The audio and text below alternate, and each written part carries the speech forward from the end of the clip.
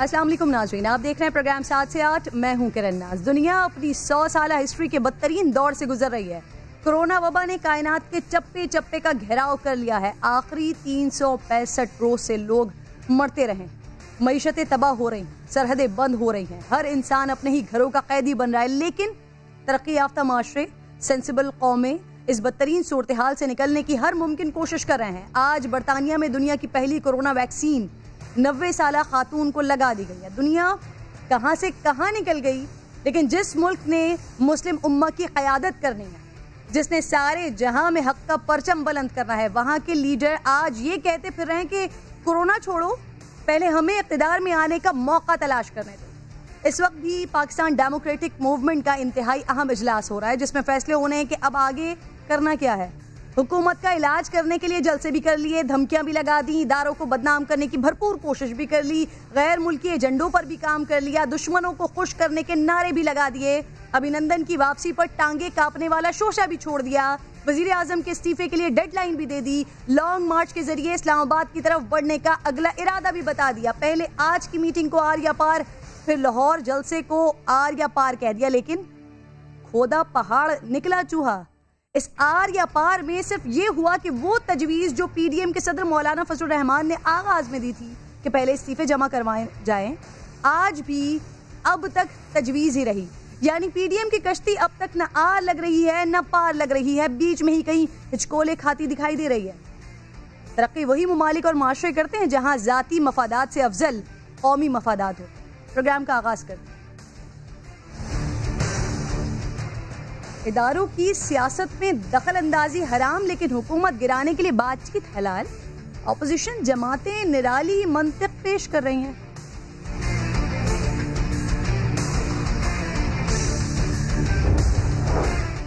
मरियम नवाज की हिकमत अमली पर एतजाज एहसन का क्या पीपल्स पार्टी के सीनियर रहनुमा नून लीग के साथ इत्तेहाद से खुश मुतमईन नहीं? और सफेद बोगियां सफेद हाथी बन गई। कराची सर्कुलर रेलवे के खर्चे भी पूरे नहीं हो रहे हैं।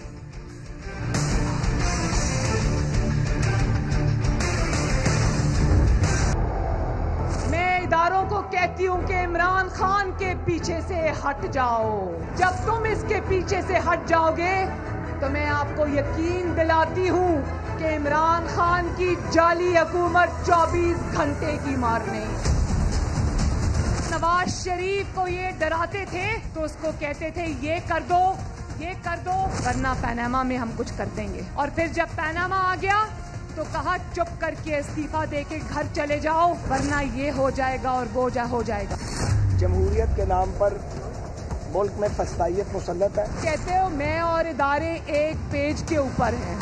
जो तुमको लेकर आए हैं इस नाकामी के जिम्मेदार तुमसे ज्यादा वो हैं। घबराहट सबको होती है, चाहे सिलेक्टर हो चाहे सिलेक्टेड हो, जिम्मेदार तो सारे हैं। हुकूमत को लाने का गुनाह इस्टेब्लिशमेंट, बाबा रहमत जो भी है, उन सब को जो है माफ़ी भी मांगनी चाहिए कौम से, और अपने गुनाह को जो है वो अपने कंधों पे उठा के वापस लेके जाना चाहिए। इससे बात करने का फायदा कोई नहीं। बात उन लोगों से होगी जो रिश्तेदार हैं इस मुल्क के इक़्तिदार में, जो इस मुल्क में सियासत पर असरअंदाज होते हैं, उन सबको बैठना पड़ेगा और ये फैसला करना पड़ेगा कि आइंदा मुल्क कैसे चलेगा और उसके मामलात कैसे चलेंगे।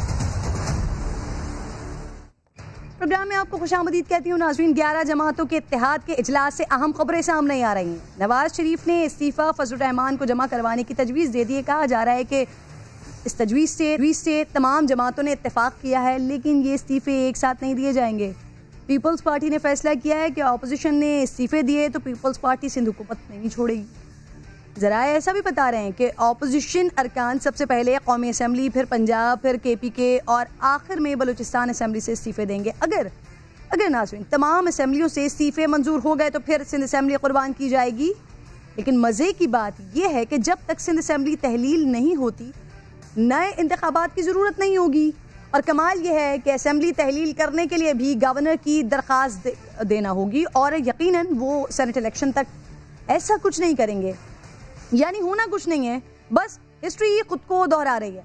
तहरीक इंसाफ ने भी 2014 में इस्तीफे दिए थे, मगर ना वो मंजूर हुए थे और ना ही उससे हुकूमत को कोई फ़र्क पड़ा था। शायद इसीलिए आज वजीर आजम कहते हैं इस्तीफे देने दो, नई खाली नशिस्तों पर इंतखाबात करवा लेंगे। दूसरी तरफ नून लीग कहती है हुकूमत से नहीं सियासत पर असरअंदाज इदारों से बात होगी। अब इस सादगी पे कौन न मर जाए खुदा। वजीर आजम इमरान खान को यू टर्न का ताना देने वाले अब खुद ही यू टर्न लेने पर मजबूर हैं। इदारों को बुरा भला कहते रहे, धमकियां देते रहे, लेकिन उन्हीं पर तकिया करते हैं। नून लीग की मंतक के मुताबिक इदारों की सियासत में मुदाखलत हराम है, लेकिन ऑपोजिशन से डील हलाल हो गई। इन्हीं पर इल्जाम, फिर उन्हीं से मुज़ाकरात। तुम ही कहो कि ये अंदाज गुफ्तगू क्या है। इस पर बात का आगाज करते हैं मुस्लिम लीग नून की जानिब से और ये ऑपोजिशन की जानिब से आखिर किया क्या जा रहा है, हो क्या रहा है कि जिनके ऊपर इल्जामात लगाए जाते हैं, कभी किसी जलसे में, कभी किसी जलसे में, कभी वहाँ से मियां नवाज शरीफ साहब उठते हैं कुछ कहते हैं, कभी दूसरी जमातें वो कुछ कहती हैं, और फिर कभी मरियम बीबी फरमाती हैं कि इमरान खान को अलग कर दो, उसके बाद बातचीत हो सकती है। कभी आप अपने साथ डील करने वाली बातों को अपने लिए हलाल करार देते हैं और हुकूमत के साथ अगर किसी किस्म के कोई मामला हो भी तो आपको ये गलत लगते हैं। अंदलीब अब्बासी साहिबा मुझे ज्वाइन कर चुकी हैं पाकिस्तान तहरीक इंसाफ से। अरे मैं आपको खुशामदीद कहूँगी प्रोग्राम में। सबसे पहले तो ये कहिएगा, वजीर आजम साहब कह रहे हैं हुकूमत लाहौर जलसा नहीं रोकेगी, फिर अवाम के साथ ज़बरदस्ती क्यों हो रही है? आम दुकानदार को कानून सिखाया जा रहा है, स्कूल ऑलरेडी बंद है उनको बंद करवाया जा रहा है, कारोबार से लेकर हर तरह की रुकावटें हैं, लेकिन सिर्फ आम आदमी के लिए, सियासी जमातों के लिए हर तरह की आज़ादी है। क्यों मिस? कौन से आम आदमी को आप कह रही हैं? मैं उन दुकानदारों की बात कर रही हूँ जो आम आदमी नहीं है। अंदलीब अब्बास साहिबा नहीं, जलसे से उसका कैसे आप ताल्लुक निकाल रहे हैं? मैं आपसे ये पूछ रही हूँ कि ये सिर्फ और सिर्फ जो पाबंदी है ये आम आदमी के लिए या उन लोगों के लिए जिनकी दुकानें बंद हो रही हैं, जिनको बाय फोर्स रोकने की कोशिश हो रही है, सिर्फ इनके लिए पाबंदी क्यों है? नहीं, कोई बाय फोर्स रोकने की वो नहीं हो रही, बिल्कुल नहीं हो रही। हमने तो कहा है कि जो गैर कानूनी काम होगा सिर्फ हम उसको रोकेंगे। जलसा गैर कानूनी तो है लेकिन हम उसको करने देंगे, लेकिन उससे जो चीजें जो हैं जिनको नुकसान पहुंचेगा, जब आप दुकानों को जो सप्लाई करें मटेरियल जिन पे कोर्ट ने मना किया हुआ है कि आप इसके लिए नहीं सप्लाई कर सकते लार्ज गैदरिंग्स के लिए, तो वो कानून तो हरकत में आएगा ना। अच्छा अंदलीब साहब, मैं शायद मैं अपनी बात आपको समझा नहीं पा रही कि मैं आपसे पूछना क्या चाह रही हूँ। अगर आप मुझे इजाजत दें तो मैं आपको समझाने की कोशिश करूँ कि मैं क्या कह रही हूँ।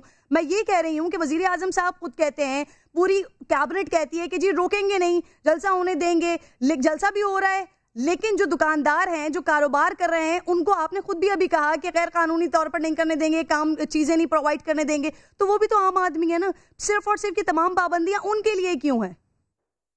नहीं देखिए, अगर कोई जैसे कोर्ट कहता है कि जी आप चोरों को नहीं ये फैसिलिटेट कर सकते, तो अगर कोर्ट कहता है कि चोरों को फैसिलिटेट नहीं कर सकते तो सारों को तो नहीं, लेकिन जो चोरों को फैसिलिटेट करते हैं उनको हेल्प करते हैं, अगर वो कानून की जद से वो गलत बात है कि आप नहीं कर सकते इस पर्पस के लिए, तो हुकूमत ने उस कानून पे तो अमल करना है। अच्छा, अब जरा आज जो पीडीएम का ये इजलास हो रहा है, अहम फैसले इसमें हो रहे हैं, मरियम बीबी तो इसको आर या पार कह रही थी। अब आप ये बताइए कि हुकूमत को कुछ धचका सा लग रहा है या लग सकता है इन फैसलों की वजह से? वो उनकी जानिब से कहा जा रहा है तजवीज़ तो आ गई थी इस्तीफों की, और अब इस्तीफों के बारे में सोचा जा रहा है, इस्तीफे आ सकते हैं। अंदलीब साहिबा देखिए, इनको एज एन ऑपोजिशन बिल्कुल हक है, इनके पास जो ऑप्शन है ये ट्राई करें, और इस्तीफों की बात जब करते हैं तो बिल्कुल करने चाहिए इनको। 1 करना चाहते हैं, 10 करना चाहते हैं, 60 करना चाहते हैं। हमने, आप पता है ना कि हमने within 3 months of our government हमने एक मिनी इलेक्शन कराया था और 64 सीट्स पे कराया था। बहुत बड़ा इलेक्शन था वो, और हमने कराया, और वो उसकी जो रिपोर्ट आई, और ये आपको वाले सारी जमातें भी बताएंगी, एक बंदे ने एतराज नहीं किया। ये पहला इलेक्शन था जो अपने अपने नीचे कराया और किसी ने एतराज नहीं किया कि उसमें धांधली हुई या कुछ हुई। तो चले 64 नहीं 100 कर लेंगे, हम करने को तैयार है इलेक्शन दोबारा। अंदलीब साहब, शाहिद खाकान अब्बासी की जरूर आपने बात सुनी होगी। इससे पहले शाहिद खाकान अब्बासी साहब मेरे प्रोग्राम में दीगर जगहों पर मुसलसल ये कहते रहे कि अभी भी ऑप्शंस हैं, बातचीत हो सकती है, लेकिन अब वो क्लियरली कह रहे हैं कि हुकूमत से बात नहीं हो सकती, इदारों से बात हो सकती है। देखिए जी, वो हम पहले दिन से कह रहे थे, आपको पता, मैं आपके प्रोग्राम में भी आई, बाकी प्रोग्रामों में भी आई, मैंने कहा जी कि किस तरह कहते हैं कि हम उनसे बात नहीं करना चाहते, एक्चुअली ये किसी और से बात करना चाहते, ये मैं बार बार कह रही थी। मैंने कहा देखें, प्राइम मिनिस्टर खड़े हुए असेंबली के अंदर, उन्होंने ओपन इनविटेशन दी कि मैं हर किस्म का कॉम्प्रोमाइज ऑपोजिशन से करने को तैयार हूँ, बातचीत करने को तैयार हूँ, सिवाय करप्शन के। और जब वो करप्शन की बात आती है और वहाँ ना हम करते हैं, फिर वो ये कहते हैं कि जी हम तो फिर इदारों के पास बात करेंगे। इदारों पे फिर मरियम का आ जाता है कि मैं 2 बंदों से बात नहीं करूंगी, मैं उसके अलावा बंदों से बात करूंगी। तो असल मसला तो इनका वही है कि जी करप्शन है, NRO है। अब वो नेशनल डायलॉग की बात करते हैं, नेशनल डायलॉग करना है, भाई किसके साथ करना है? नहीं जी इनके साथ नहीं करना। अच्छा किसके साथ करना है? नहीं जी 2 बंदों के साथ नहीं करना। तो फिर किसके साथ? भारत के साथ करना है, किसके साथ करना है? ये तो खुद कंफ्यूज्ड है। अदलीब साहिबा, अगर अब सिचुएशन आगे बढ़ती है, इससे पहले जितने जल्द से होते रहे, वो चाहे पेशावर का हो, कराची का हो, कोयटा का हो, जितने जल्द से हुए, हुकूमत बार बार ये कहती रही, वजीर आजम साहब खुद ये कहते रहे कि ये सिर्फ एक तमाशा लगा हुआ है, इससे हुकूमत को कोई फर्क नहीं पड़ता, ना फर्क पड़ रहा है। लेकिन अब जिस तरह से आगे PDM के फैसले हो रहे हैं और PDM जिसको खुद कह रही है कि भाई ये आर या पार है, तो आपको लगता है सिचुएशन थोड़ी सी अब मुख्तलिफ हो सकती है?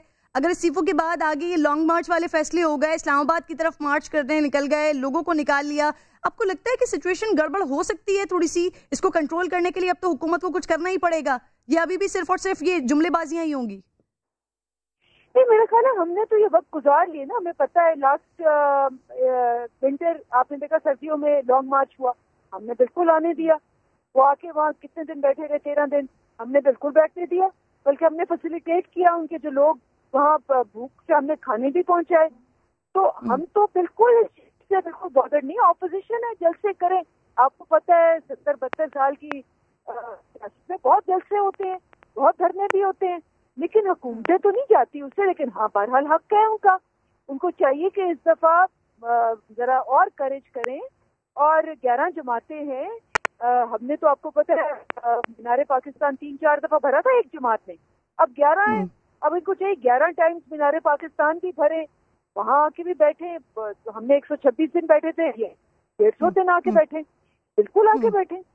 अनलीब साहिबा, आपने कहा लास्ट ईयर जो हुआ था उसमें तमाम चीजें प्रोवाइड की गई थी, तो इस बार भी अगर ये हुआ तो तमाम चीजें हुकूमत की तरफ से प्रोवाइड की जाएंगी? क्योंकि अब तो जलसे जुलूस में आप लोग तमाम चीजें बंद कर रहे हैं, रास्ते भी बंद हो जाते हैं। मुल्तान में क्या हुआ ये हमारे सामने। तो अगर ये PDM आगे आता है तो आप लोगों की तरफ क्या प्रोवाइड किया जाएंगी सारी चीजें? देखिए, इस दफा कोरोना है, लास्ट ईयर कोरोना नहीं था। और आपको याद है कि वहाँ उनके कुछ लोग जख्मी हो गए थे, तो फिर हमने उनको फर्स्ट एड भी प्रोवाइड की थी, खाना भी प्रोवाइड किया था। ऑब्वियसली अवाम तो हमारी है ना जो साथ आएगी। और अगर वहाँ कोई मसला हुआ, जो कि हम कहीं जा रहे हैं कि जी आप कोविड के अंदर आज 89 डेथ्स हुई हैं, 89 डेथ्स, मतलब हाईएस्ट डेथ्स हैं सेकेंड वेव की। और आप जानती हैं, आप भी इस पे प्रोग्राम कर रही हैं कि ये जो वेव है ये लीथल ज्यादा है। पिछली वाली वेव के अंदर इतनी डेथ्स इतनी जल्दी नहीं हो रही। तो ये हम तो इसलिए इस दफा कह रहे हैं। अनलीब साहिबा, मोहसिन मुस्लिम लीग नून से मुझे मोहसिन साहब भी ज्वाइन कर चुके हैं। मोहसिन रांझा साहब, सीनियर रहनुमा PMLN के। सर बहुत बहुत शुक्रिया आपके वक्त का। मोहसिन साहब, सबसे पहले तो ये बताइए, आज जो मामला होना था सर, वो तो ये आर होना था या पार होना था, लेकिन मामला तो वहीं का वही है।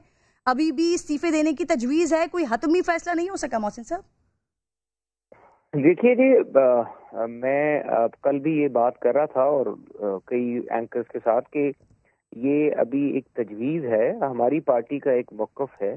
और उस मौक़िफ़ को हमने तमाम सियासी जो हमारे पार्टनर्स हैं PDM में, उन सब लोगों के साथ उसकी हमने गुफ्तगू करेंगे। और उनकी भी गुफ्तगू के बाद फिर एक सामने हतमी फैसला आएगा पूरी PDM की तरफ से कि ये इस्तीफे जो है इनको किस तरीके से दिया जाए, कब दिया जाए, कौमी असम्बली से सिर्फ दिए जाएं या सूबाई असम्बलियों से भी दे दिए जाएं। तो ये सब चीज़ें मामला सामने रख के उसके मुताबिक हम करेंगे। सियासत में आपको पता है कि एक वन डे मैच तो होता नहीं है, ये इनिंग होती है। और इसके बीच में आप आज कोई चीज़ कर लें, ये तो नहीं कि आज वो ख़त्म हो जाएगी, वो चीज़ चलती रहती है। तो आपके पास अभी PDM की मेरे ख्याल से मीटिंग जो है अभी जारी है, तो उसके बाद थोड़ी देर में फैसला आ जाएगा आपके सामने, सबके सामने। सर, इस मीटिंग से कुछ इस तरह का सुनने में भी आया है कि इस्तीफे जमा करवाए जाएंगे लेकिन सिंध असेंबली तहलील नहीं होगी, और मियां साहब ने भी इस तजवीज से, जरदारी साहब की इस तजवीज से इत्तेफाक किया है। सर, ऐसा हुआ है मोहसिन साहब? देखिए, अभी मीटिंग जब होगी, ये मैंने पहले जो मैं बात कर रहा था, मैंने यही आपको इस तरफ का इशारा किया था कि ये एक जरूर तजवीज़ है, और अब उस तजवीज़ के ऊपर जो हतमी फैसला होगा वो पार्टी की तरफ से अभी थोड़ी देर में आ जाएगा कि सिंध गवर्नमेंट जो है, क्योंकि मेरी अपनी जाती मैं अब राय कर रहा हूँ कि जो आपका सिंध है उसमें पीपल्स पार्टी की गवर्नमेंट है, उनके मामलात हैं, लोगों के साथ उनके इशूज भी हैं, जाहिर है वहाँ पे उनकी स्टेक्स हैं जो कि तमाम पीडीएम के लोग समझते भी हैं, उसको अप्रिशिएट भी करते हैं, और अभी उसी वजह से लेकिन नेशनल गवर्नमेंट में भी हमारा कुछ लोगों का ये है मौक़िफ़ कि आप सारे इस्तीफे दें, प्रोविंशियल असेंबली से भी दें और नेशनल से भी दें, ताकि इन टोटलिटी इस्तीफे आए। ये तकसीम अगर करेंगे तो फिर वो कहें, मैं अपनी जाती राय दे रहा हूँ कि वो अजीब लगेगा कि एक जगह हम इस्तीफे दे रहे हैं, एक जगह हम इस्तीफे नहीं दे रहे। तो अभी गुफ्तगू हो रही है, तो जल्द आपके सामने इसके बारे में फैसला आ जाएगा। ठीक है, आप साथ ही मौजूद हैं मेरे डिस्कशन में। मुझे ओवैस तौहीद साहब भी जो हैं सीनियर तज्ज़ियाकार हैं, बहुत बहुत शुक्रिया ओवैस साहब आपका।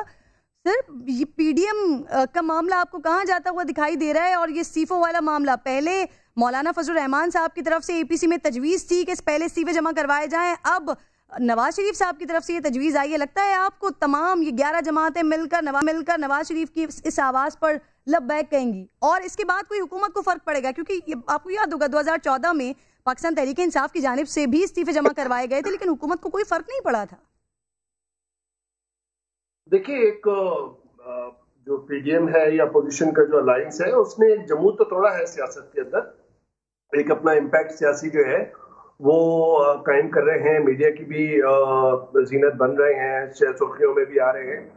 लेकिन ये जो इस्तीफों की बात है, मैं समझता हूँ कि मरियम नवाज साहिबा ने 13 दिसंबर का जो जलसा है लाहौर का, जो इनके लिए बहुत बड़ा इम्तहान है, शरीफ खानदान के लिए भी, मियां नवाज शरीफ के लिए भी और मरियम नवाज साहिबा के लिए भी, उसको हाइट देने के लिए किया है और सियासी दर्जे हरारत बढ़ाने के लिए किया है। और इसी वजह से आप देखेंगे कि मैं नहीं समझता कि सारी जमातें जो है वो इस्तीफा देने पे तैयार हैं।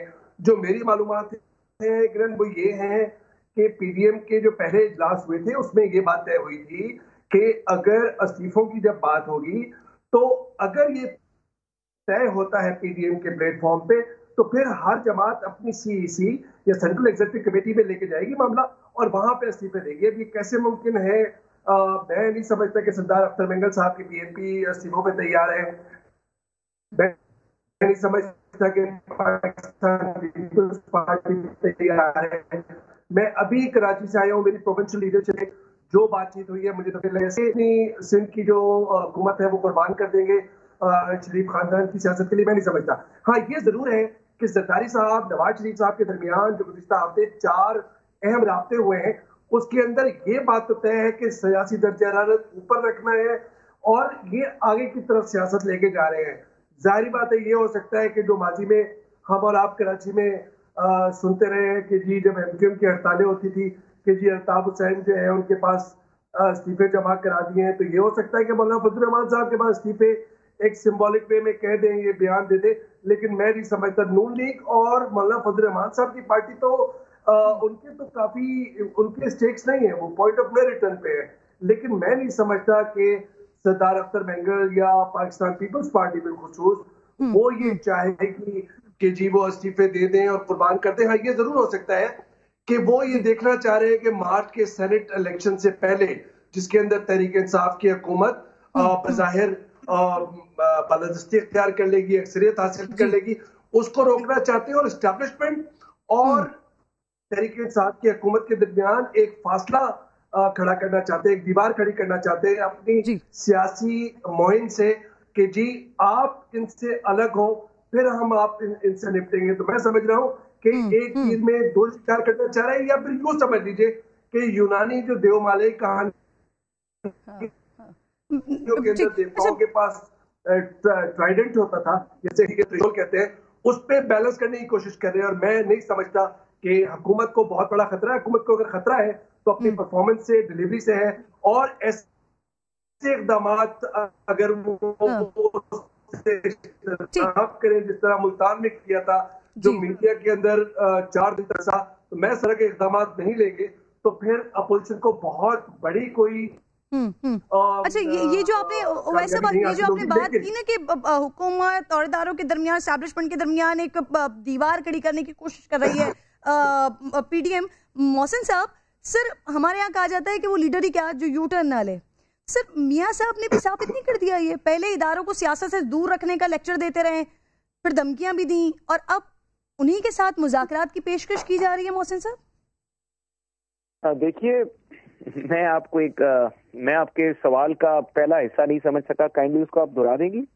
सर मैं आपसे यू टर्न की बात कर रही हूँ। आप लोग बड़े ताने देते रहे हैं वजीर आजम साहब को, इमरान खान साहब को, कि बड़ा यू टर्न लेते हैं, लेकिन यहाँ पर अगर नवाज शरीफ साहब की बात करती हूँ तो वो पहले क्या कुछ होता रहा जलसों में, किस तरह से उन्होंने पहली और दूसरी तकरीरों में बात की, फिर अब इदारों से ही बात होने की बात कर रहे हैं। पहले उनके खिलाफ बात करते रहे, अब हुकूमत को निकाल कर, इमरान खान को निकाल कर इदारों से बात करने के लिए तैयार है।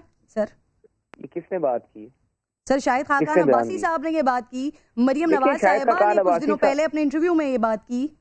देखिए, शाहिद खाकान अब्बासी साहब ने साथ में, अगर आप उनका इंटरव्यू सुने तो उन्होंने कहा कि ये मेरी जाती राय है, ये पीडीएम की राय नहीं है, ये मैं अपनी जाती राय दे रहा हूँ, और वो पॉलिटिकल हमारी पार्टी की भी राय नहीं है। उन्होंने क्लियर कर दिया था कि मैं जाती राय दे रहा हूँ। अभी तक हमारी तरफ से कोई ऐसी बात नहीं है और ना हमारी लीडरशिप की तरफ से कोई ऐसी गुफ्तगू हुई है।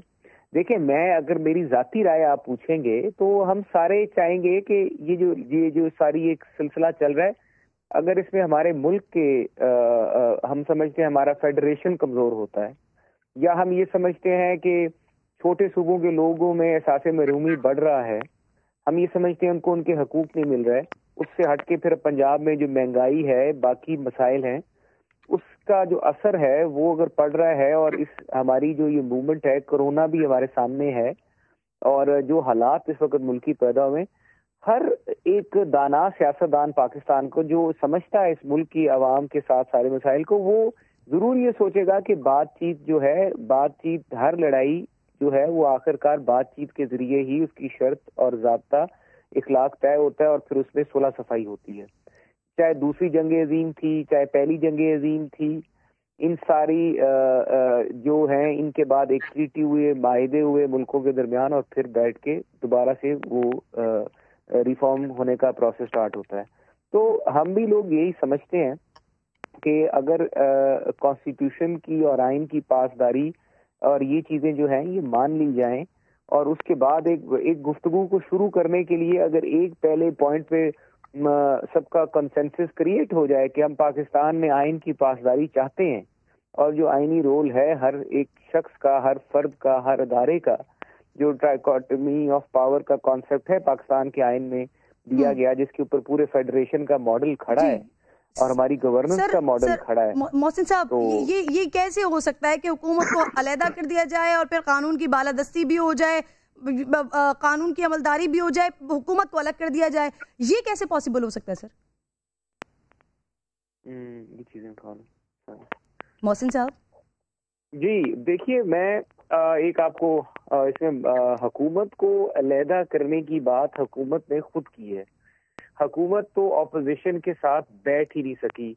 आप मुझे किसी इशू पर भी बता दें कि पाकिस्तान भारत कशीदगी हो, आप तैयार हैं हुकूमत और इदारों के साथ बैठने को? मोहसिन साहब, मईशत का मसला हो, पैटिस का मसला हो, किसी मसले पे गवर्नमेंट ऑपोजिशन के साथ बैठने के लिए तैयार नहीं हुई, इसलिए वो गवर्नमेंट को माइनस किया जा चुका है इस प्रोसेस में से। मोहसिन साहब, उनका पॉलिटिकल टेम्परामेंट नहीं है। मोहसिन साहब, आपको मेरी आवाज आ रही है? आप इमरान खान और इदारों के साथ बैठने को तैयार हैं, मसला हल करने को तैयार हैं? देखिए, अब अगर आप वो मॉडल देखें जो कई लोग बात कर चुके हैं, शायद खाकान अब्बासी साहब कह चुके हैं कि पाकिस्तान में अदलिया है, पाकिस्तान में बार काउंसिलें हैं, पाकिस्तान में कोई ऐसा, देखें इमरान खान साहब तो पार्टी है ना, हमें एक ऐसा किसी एक ऐसे को जो ट्रूथ एंड रिकंसिलिएशन कमीशन की बात की जाती है, कोई एक ऐसा किरदार अदा करने वाला एक थर्ड पार्टी होनी चाहिए जो सबसे पहले तो अपनी इम्पार्शियलिटी इंश्योर करे कि जी मैं बिल्कुल इम्पार्शियल रहूंगा और सही को सही और गलत को गलत कहूंगा, चाहे पाकिस्तान की अदलिया हो, पाकिस्तान के आईनी माहिरीन हो। सियासी जमातों को निकालकर इदारों को तय करने देंगे मुल्क कैसे चलाना है, आप ये कह रहे हैं? आप ये देखिए, मैं दोबारा कहूंगा कि जो पाकिस्तान के आइन में एक हमारा जो मॉडल है, जो हमारा बेसिक स्ट्रक्चर है, उसमें 3 चीजें हैं। आपका एग्जेक्टिव है, आपकी लेजिस्लेचर है और आपकी अदलिया है। ये 3 चीजें, अगर आपने पाकिस्तान के आइन का आपको आर्टिकल 90 या इसमें पढ़ने का इत्तेफाक हुआ हो, तो ये 3 अदारे तो आपके आइन ही है ना, इसको तो आइन बात करता है और इसी के ऊपर आपकी रियासत। मोहसिन साहब जो कुछ आप कह रहे हैं, मैं उवैस तौहीद साहब से ये पूछना चाह रही हूँ, वो कुछ ऐड भी करना चाह रहे हैं। सर, पाकिस्तान के आइन और कानून इन तमाम के तहत ये मोहसिन राजा साहब जो बात कर रहे हैं, ये कैसे होगा सर? देखिए, मोहसिन साहब जो है वो माहिर कानून है और कानून तो बहुत कुछ कहता है। ये तो इस वक्त सियासी लड़ाई लड़ रहे हैं, तो ये तो नहीं हो सकता कि एक जगह पे कानून और आइन की बात करें, एक जगह पे सियासी लड़ाई लड़ें। सियासी लड़ाई के अंदर हर हथियार जो है वो कानूनी और आईनी नहीं होता, जो हमें तारीख बताती है, सियासी तारीख। फिर दूसरा ये कि देखें, सेल्फ कॉन्ट्रडिक्शन है इन पॉलिटिकल पार्टीज का। अगर ये सिविलियन बालादस्ती चाहती हैं तो फिर एस्टैब्लिशमेंट से बात करना क्यों चाह रही हैं कि जी वो मुज़ाकरात करें और वही मामला तय करें। फिर दूसरी बात ये कि जब आप हुकूमत को माइनस करना चाह रहे हैं तो ये क्या जमहूरी रवैया है? हाँ, ये जरूर बात है किरण के इमरान खान साहब की जो हुकूमत है और यह तहरीक इंसाफ है, वो इनके साथ मुज़ाकरात में सीरियसली बैठना नहीं चाहती। और क्योंकि उनका जो मिशन है, उसके अंदर जो इंटीग्रल पार्ट है और जिसकी बुनियाद पर वो वोट लेकर इख्तिदार में आए हैं, सही गलत ये एक अलग बहस है कि जी ये सारे लुटेरे हैं माजी के हुक्मरान, चाहे वो शरीफ खानदान हो चाहे वो जरदारी कंपनी हो, तो वो इनके साथ बैठना नहीं चाहते और उनको ये सियासी टेम्परेचर जो है वो डिफ्यूज करना चाहिए, उनकी जिम्मेदारी है जो इख्तिदार में है। लेकिन ये इनकी बात कि एक तरफ सिविलियन बालादस्ती की बात करें और दूसरी तरफ कहें कि एस्टैब्लिशमेंट को रेफरी बना दें। जब इमरान खान साहब का धरना था और जब एम्पायर की उंगली की बात हो रही थी, तो इस वक्त उन्होंने ही उस पर बहुत ज्यादा पार्लियामेंट के अंदर शोर मचाया था। तो मैं समझता हूँ कि ग्रैंड नेशनल डायलॉग बिल्कुल होना चाहिए, उसमें फौज भी होनी चाहिए, जुडिशरी भी होनी चाहिए, उसके अंदर लेजिस्लेटर भी होना चाहिए। लेकिन उसके अंदर ये नहीं हो सकता कि आप कॉन्ट्रडिक्शंस के साथ बैठे और आप ऐसे नैरेटिव के साथ बैठे कि सिटिंग आर्मी चीफ या सिटिंग आईएसआई चीफ जो है उसको निशाने हदफ बनाए आपके लीडर, और उसके बाद आप कहें कि जी इदारे के साथ हम हैं, लेकिन इन 2 जो बड़ी शख्सियात है उन पे हमें शुबहात है और उन पे इल्जामात लगाएं। तो ये कैसे बात आगे बढ़ेगी? मैं समझता हूँ कि ग्रैंड नेशनल डायलॉग उस वक्त होगा जब फ्लेक्सिबिलिटी इन अपोजिशन पार्टीज में भी होगी। अपोजिशन पार्टीज अपने नैरेटिव को एक ऐसा नैरेटिव बनाए जिससे वाकई में लगे कि सिविलियन बालादस्ती की ये बात इन रियल टर्म्स करना चाहते। जो ये कह रहे हैं उसको जो इनके एक्ट्स हैं वो उनकी जो डीड्स हैं उससे भी प्रूव होना चाहिए। फॉर एग्जांपल ये बात कर रहे हैं, देखिए अभी मरियम साहिबा ने बात की और मैं समझता हूँ कि she seems to be in command of parties affairs, और वो कैरिस्मेटिक पर्सनैलिटी अपने चाहने वालों के लिए उन्होंने अपनी पर्सनैलिटी बना ली है। लेकिन उनका ये बात कि जी जो लोटे हैं या जो नई पार्टी के साथ होंगे उनका लोग घेराव करेंगे, ये गैर जमहूरी बात है। सबसे पहले तो आप ये बताइए कि जो वोट ऑफ नो कॉन्फिडेंस वो आपने सेनेट में की थी, उसके अंदर अब कितने लोगों का चट्टा बट्टा अपने अवाम के सामने रखा? मैं इस पर सवाल उठा भी चुकी हूँ। बिल्कुल मैं समझता हूँ कि कॉन्ट्रडिक्शन के साथ आप आगे नेशनल डायलॉग की बात नहीं कर सकते। जी बिल्कुल। मैं अंदलीप साहिबा आपकी तरफ में आती हूँ। अगर ऐसा फील हो रहा है, मोहसिन रांझा साहब जो बात कर रहे हैं, ये शायद खाकान अब्बास साहब ने जो बात की, अगर ऐसा लग रहा है कि ऑपोजिशन की तरफ से कुछ लचक दिखाई जा रही है, शायद अब ऑपोजिशन इस पोजीशन में है कि मुज़ाकरात हो जाएं, बात कर ली जाए, तो क्या हुकूमत मुज़ाकरात के लिए तैयार होगी या हुकूमत की पैगाम पहुंचाएगी कि मुज़ाकरात कर लिए जाएं, बैठ जाएं, बात कर ली जाए? Is it possible? बात बड़ी क्लियर है कि इनकी आपस में भी रब्त नहीं है। अगर आप विद इन द पार्टी देखें, ये तो 11 पार्टी है ना, तो पीपल्स पार्टी का तो हमें पहले ही पता है कि वो उनका एक टेंजेंट है जो कभी भी नहीं चाहते कि उनकी इस्तीफे दिए जाएं। और ये इनकी अपनी पार्टी में मिफ्ता इस्माइल एक डिफरेंट बयान दे रहे हैं, खाकान अब्बासी डिफरेंट दे रहे हैं, और जो नवाज शरीफ साहब हैं और मरियम साहिबा हैं वो बिल्कुल फर्क दे रहे हैं। तो इनकी आपस में रब्त नहीं है कि ये किस किस्म का डायलॉग चाहते हैं। जहाँ तक हुकूमत का ताल्लुक है, हुकूमत ने बड़ी क्लियरली अपना वाजिया 2 दफा 3 दफा हमने इनको कोरोना के लिए भी मीटिंग्स में बुलाया और भी बुलाया, इन्होंने आने से इनकार कर दिया। फैक्टर ने भी, कल आपने बयान देखा होगा शाह महमूद कुरैशी का, उन्होंने कहा कि फैक्टर ने हमने इनको मीटिंग में बुलाया, ये आ गए। आने के बाद इन्होंने 34 चीजें दी मैप के लिए और इन्होंने कहा कि पहले इस पर बात थी और इस पे आप मानेंगे फिर हम फैक्टर पर बात करेंगे। और उस मीटिंग में शहरी जमान भी थी, ख्वाजा असद भी थे और भी लोग थे। कहते हैं कि जी पहले हमें NRO दें, बिकॉज ऑब्वियसली वो 34 चीजें क्या है, ये है कि आप सारे इनके केसेस माफ कर दें, 1 अरब से छोटी कोई चोरी ना करें, वो आप उसको ना पकड़े, मनी लॉन्ड्रिंग खत्म कर दें, ये सारी चीजें। तो ऑब्वियसली वो ये NRO इस तरह से मांग रहे हैं। ठीक, तो बार बार ये कह चुके हैं कि जब ये मीटिंग से आते हैं सही। अंदलीप साहिबा, मुझे एक छोटा सा ब्रेक लेना है, आप मेरे साथ ही मौजूद हैं, मैं ब्रेक के बाद वापस आ रही हूँ, फिर इसे कंटिन्यू करते हैं। मुस्लिम लीग नून के कारकुन है, इंशाल्लाह बात मानेंगे, तंग नहीं करेंगे, बात मानेंगे, तंग नहीं करेंगे।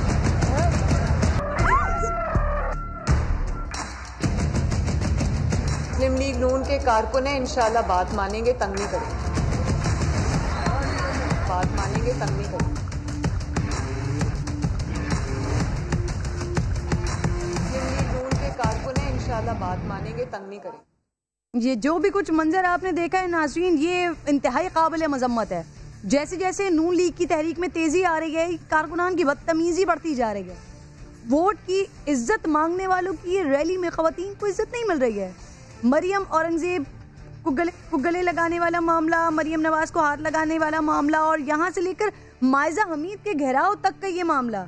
मायजा हमीद साहिबा रोती रही हैं, लेकिन लीगी कारकुनान बाज नहीं आए हैं। मेरे मेहमान मेरे साथ मौजूद हैं। पहले तो जो कुछ वाक़या कल की रैली में हुआ है, इसकी शदीद मजम्मत, ख़वातीन का एहतराम लाजमी जुज़्व है, लेकिन वो नहीं किया जा रहा। ख़वातीन के तक़द्दुस का एहतराम ही नहीं है, ख़वातीन के तक़द्दुस का ख्याल ही नहीं है। मोहसिन साहब, सर, आप हुकूमत से जान छुड़ाने के लिए ये PDM 11 जमातें मिलकर एक तहरीक चला रही है। सर, क्या ये अच्छा हो कि कारकुनान की तरबियत के लिए भी कोई तहरीक चला ली जाए? सर, ये काबिल मजम्मत वाक़या है जो कुछ मैं दिखा रही हूँ इस वक्त। देखिए, मैंने जो ये आप बताया है बड़ा अफसोसनाक वाक़या है और बहुत ही मैं इसकी खुद मजम्मत करता हूँ। और ऐसे वाक़यात किसी भी सियासी जमात के कारकुन करें ख़वातीन के हवाले से, या हमारे माशरे के लोग करें किसी के हवाले से, और चाहे कोई भी करें, तो मैं तो और मेरी जमात भी इन पर्सनल कैपेसिटी इनकी कंडेम करेगी। और जो लोग ऐसे वाक़यात में इन्वॉल्व होंगे, हम उनके खिलाफ पार्टी एक्शन भी लेंगे और उनकी सजा जजा का भी पूरा बंदोबस्त होना चाहिए। मैं तो इस बात पे आपसे एग्री करता हूँ बिल्कुल जी। बाकी रह गई बात, मोहसिन साहब, 24 घंटे हो गए सर इस वाक़े को, ऑलमोस्ट 24 घंटे हो गए। सर, ये जो वीडियो में चेहरे नजर आ रहे हैं, ये मुस्लिम लीग नून के ही कारकुनान हैं। सर, इनके खिलाफ कोई कार्रवाई की है मुस्लिम लीग नून ने अब तक? मायजा साहब रो रही हैं, लजाए कर रही हैं सर वहाँ पर। मैंने तो आपको बता दिया ना, अभी आपको मैंने इससे पहले जो बात की है, तो मैंने ये क्लियर कर दिया है कि अभी मैंने वीडियो नहीं देखी, क्योंकि मैं पे हूँ और वीडियो देखूंगा तो बिल्कुल जाती तौर पे मायजा हमारी कॉलीग हैं, काफी काबिल एहतराम है, और अगर ये कोई वाक़या हुआ तो मैं तो खुद जाती तौर पे भी, और हमारी जमात का टेम्परामेंट भी इस तरह का है कि अगर कोई हरकत इस तरह की करे तो हम उसके खिलाफ सख्त एक्शन लेते हैं। और वो किसी भी जमात में हो, चाहे वो तहरीक इंसाफ के जलसे जुलूसों में खवातीन के साथ कई दफा इस तरह का रवैया इख्तियार किया गया, बजाय कि हम उस पर कोई ऐसी बात करते हैं। हमें दुख और तकलीफ तब भी होता है कि जब PTI की भी खवातीन वर्कर्स के साथ कुछ तरह की गुफ्तगू की जाए और इस तरह की बात की जाए, तो हम उसको भी ये प्रूफ करते हैं। और हमारी जमात में भी अगर हुआ है उसको भी नहीं करेंगे, पीपल्स पार्टी में हुआ है, और हमारी जमात को तो लीड भी खातून इस वक्त कर रही हैं इस पूरे सिलसिले में, अगर हुआ है उसको भी करेंगे, पीपल्स पार्टी में हुआ है। तो आपकी रैलियां और आपके जलसे तो सर मिसाली होने चाहिए खवातीन के लिए, लेकिन अफसोस की बात यह है कि उनको भी नहीं छोड़ रहे हैं आपके कारकुनान। तो वैसे आप कमेंट कीजिएगा इस पर। ये सिर्फ मुस्लिम लीग नून के जलसों में नहीं हुआ है, PTI के जलसों में भी इस तरह के वाकयात होते रहे हैं खवातीन के साथ। तो आप नहीं समझते कि पहले अपने कारकुनान की तरबियत की जाए और फिर खास तौर पर ये मुंतजमीन की जिम्मेदारी नहीं बनती? आपको नहीं लगता कि वो ये तमाम मामला को यकीनी बनाए कि मर्द और ख्वातीन वहाँ पर आ रहे हैं, ख्वातीन के लिए एक अलग एंट्रेंस हो, ख्वातीन के लिए मामला ऐसे हों कि इस तरह के वाकयात फिर सामने ना आए? वैसा किरण, देखिए, हमारी जो सोसाइटी है वो मेल शॉविनिस्ट सोसाइटी है। यहाँ पे औरतों के साथ जो भी सलूक होता है वो किसी से छुपा ढका छुपा नहीं है। देखिए, जो पब्लिक स्पेयर में या पॉलिटिकल स्पेयर में किरण जो खवातीन काम कर रही हैं या सियासत के मैदान में हैं या किसी भी शोबे से ताल्लुक रखते हैं, वो एक स्ट्रगल कर आती हैं अपनी फैमिली से, अपनी बिरादरी से, अपने पूरी सोसाइटी से उस बात को अपना मुकाबले। अब अगर एक पार्लियामेंटेरियन जो इलेक्ट होके पार्लियामेंट के अंदर आ रहा है, अगर उसके साथ इस तरह का सलूक हो रहा है जलसे के अंदर, तो ये तो बहुत ही इंतहाई मजम्मत की बात है, इंतहाई अफसोस की बात है। और फिर और इनके नाम सामने आने चाहिए वर्कर्स को, अगर ये पॉलिटिकल पार्टी है, और उसके बाद उनके खिलाफ एक्शन बता कहना चाहिए कि जी ये बरतरफ होते हैं, हमारी पार्टी का इनसे कोई लेना देना नहीं। लेकिन अफसोस की बात यह किरण कि पार्लियामेंट के फ्लोर पे आप इस तरह की जबान है खवातीन के बारे में। देखिए, ये हमारे रोल मॉडल होने चाहिए सियासतदान जिनको हम इलेक्ट करके पार्लियामेंट के अंदर पहुंचाते हैं, चाहे वो सूबाई असम्बली सिंध की हो, चाहे वो सूबाई असम्बली खैबर पख्तूनख्वा की हो। जब आप इनसे बात करते हैं मर्द हजरात से, वो कहते हैं औरत जो है वो हमारी बहन, माँ और बीवी है और बड़ी इज्जत। अरे भाई, औरत की एक अपनी भी शनाख्त है और वो इस सोसाइटी के अंदर वो अपनी स्ट्रगल करके, मज़ाहमत करके, इन फातिमा जिना हो हमारी सोसाइटी के अंदर, चाहे वो बेनज़ीर भुट्टो साहिबा हो, चाहे वो फहमीदा मिर्जा साहिबा हो, चाहे वो मलाला साहिबा हो, ये सारे बिल्किस सेठी साहिबा हो, जितने भी ये लोग हैं ये काबिल इज्जत लोग हैं और ये मर्द हजरात से कई गुना ज्यादा मज़ाहमत करके, स्ट्रगल करके मुकाम हासिल करते हैं। तो मैं समझता हूँ कि पॉलिटिकल पार्टी के अंदर ये रविश, और अगर उनके खिलाफ कोई एक्शन ना हो ये बिल्कुल आप दुरुस्त फरमा रहे हैं। ये वाकया, इस तरह के वाकयात काबिल मजम्मत है, इनकी मजम्मत भी होनी चाहिए और जो लोग ये कर रहे हैं उनके खिलाफ कार्रवाई भी होनी चाहिए। मेरे दोनों मेहमान मेरे साथ एक छोटा सा ब्रेक ले रही हूँ, ब्रेक के बाद वापस आऊंगी। तो एतजाज एहसन साहब के हवाले से हमने बात कर दी है, लाहौर जलसे के भी अब वो खिलाफ है, मुस्लिम लीग नून क्या सोच रही है, बात करेंगे ब्रेक के बाद। मरियम तो इसको बिल्कुल तसादुम की तरफ लेके जा रही है, पर जलसों से और जलूसों से सिर्फ हुकूमत खत्म नहीं होती। हुकूमत खत्म होने के लिए पीछे से जो तीसरी ताकत है वो ही आके करती है, अगर करे तो। और ये तो इन्होंने उनके साथ भी बराह रास्त माथा लगाया हुआ है कि दो जो हैं जिनके नाम वो लेते हैं वो उनको वो भी इस्तीफा दे और वजीर आजम भी इस्तीफा दे। जिस पार्टी की को ज्यादा शौक है इस्तीफे देने का दे। पाकिस्तान पीपल्स पार्टी को सोचना चाहिए इस पे। मेरी राय तो नहीं है जाती राय के पीपल्स पार्टी को इस्तीफों की हद तक जाना चाहिए। प्रोग्राम में एक बार फिर आपको खुशामदीद कहती हूँ। एतजाज एहसन साहब वक्तन फवक्तन ऐसे बयान देते रहते हैं जिससे लगता है कि पीडीएम उस पीपल्स पार्टी की डायरेक्शन अलग और एतजाज एहसन साहब की अपनी डायरेक्शन अलग है। उवैस तौहीद साहब कह रहे हैं जल्द से जुलूसों से हुकूमत खत्म नहीं होती, हुकूमतें हमेशा तीसरी ताकत गिराती है और नून लीग ने तीसरी ताकत के साथ भी टक्कर ली हुई है। अग्री करते हैं आप उनकी इस बात से? बात बिल्कुल उनकी दुरुस्त है। हमारी सियासी तारीख जिसके अंदर कई दफा मार्शल लॉ लगे हैं और कई दफा तहरीकें चली हैं, चाहे वो पीएनए की मूवमेंट हो 1977 की भुट्टो साहब के खिलाफ, या फिर movement for restoration of judiciary हो, या आप और दूसरी तहरीकें देख लें, कहीं ना कहीं उसके पीछे एस्टैब्लिशमेंट का हाथ रहा है। पहली जो तहरीक की चलाने की कोशिश कर रहे हैं, मुनज़्ज़म करने की कोशिश कर रहे हैं, जिसके पीछे बज़ाहिर कोई एस्टैब्लिशमेंट का नहीं लगता, बल्कि ये एंटी एस्टैब्लिशमेंट इस तहरीक को आगे बढ़ाना चाहते हैं और उन्हीं को पार्टी बना रहे हैं। आप ये देखिए कि पंजाब के अंदर इस नैरेटिव को लेके आगे करना ये काफी वरीसम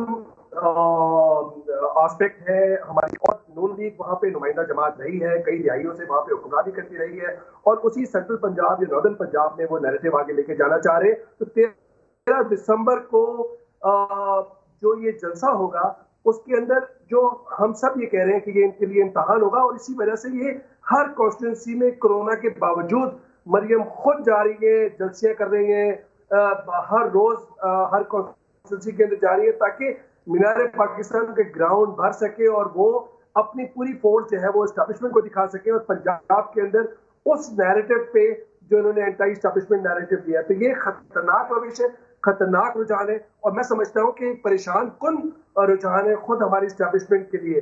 जहां तक एतजाज साहब की बात है, एतजाज साहब हो या फिर ख्वाजा आसिफ साहब नून लीग के हो, ये पूरा अपना अदम एतमाद जाहिर करते हैं शरीफ खानदान पे और जरदारी साहब पे, और इसका मतलब ये है कि जो माजी की तलखियां हैं, दूरियां हैं, नाराजगियां हैं नून लीग और पाकिस्तान पीपल्स पार्टी में, उसकी अक्कास करती हैं एहसन साहब और ख्वाजा आसिफ साहब के जो कमेंट्स हैं या स्टेटमेंट्स हैं जो भी आपने सुनाए। अच्छा,